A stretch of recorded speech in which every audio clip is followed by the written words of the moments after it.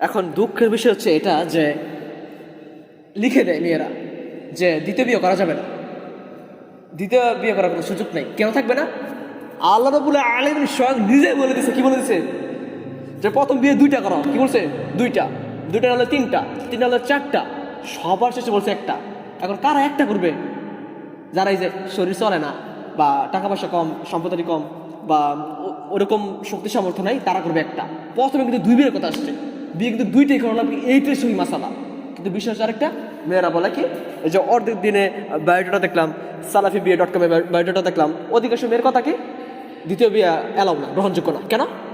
যেখানে আল্লাহ রাব্বুল আলামিন আদেশ করে দিছে, এখানে তুমি কেটা? তুমি কি আল্লাহর আদেশকে অমান্য করতে পারবে? আল্লাহ রাব্বুল আলামিন সূরাতুন নিসাতে সুস্পষ্ট উল্লেখ করেছেন। তো সেক্ষেত্রে তারা এখন এটা হচ্ছে বিষয়, যদি প্রথম বিয়ে করছেন, এখন দ্বিতীয় বিয়ে, তৃতীয় বিয়ে, চতুর্থ বিয়ে করতে চান, তাহলে স্ত্রীর পারমিশনের কোনো প্রয়োজন নাই, সুস্পষ্ট।